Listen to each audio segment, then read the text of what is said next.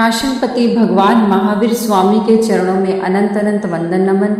सिद्धशिला में विराजमान सिद्ध परमात्माओं को मेरा वंदन नमन।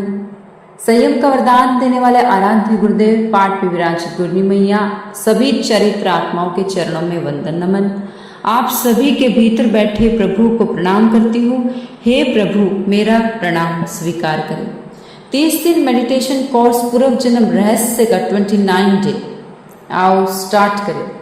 अपने जीवन को एक पल के लिए देखिए। क्या कभी आपके साथ ऐसा हुआ है कि आपने किसी का बुरा नहीं किया, फिर भी जीवन में अचानक कठिनाइयां आने लगी? कभी रिश्तों में दर्द, कभी काम में रुकावट, कभी बिना कारण मन का भारीपन, और मन में एक ही सवाल आता है, मेरे साथ ही ऐसा क्यों हो रहा है?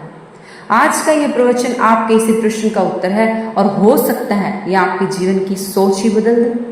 शास्त्र कहते हैं हम जो आज जी रहे हैं वह केवल आज का परिणाम नहीं है, यह हमारे पिछले कर्मों की यात्रा है। हर विचार, हर भावना, हर कार्य एक ऊर्जा बनकर हमारे भविष्य को बनाता है, और वही ऊर्जा समय आने पर हमारे जीवन में लौटती है।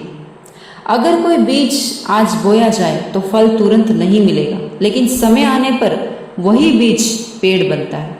उसी तरह हमारे कर्म भी बीज की तरह है। आज जो बोया गया है वह कल बनकर लौटेगा। अब एक पल रुकिए, आंखें बंद कीजिए, अपने जीवन की एक कठिनाई परिस्थिति को याद कीजिए। अब खुद से पूछिए, क्या मैंने कहीं किसी को जाने अनजाने दुख दिया था? क्या यह केवल सीखने का समय है? कुछ सेकंड शांत रहिए।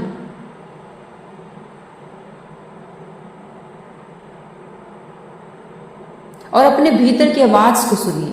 कर्म का मतलब सजा नहीं है, कर्म का मतलब सीख है। जीवन हमें तोड़ने नहीं आता, बल्कि हमें समझाने आता है।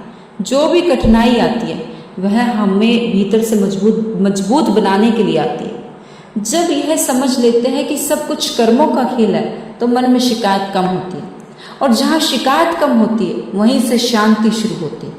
फिर हम दूसरों को दोष देना बंद कर देते हैं और खुद को समझना शुरू करते हैं। आज का सबसे बड़ा सत्य यह है, आपका जीवन सजा नहीं है, यह आपकी आत्मा की सीखने की यात्रा है।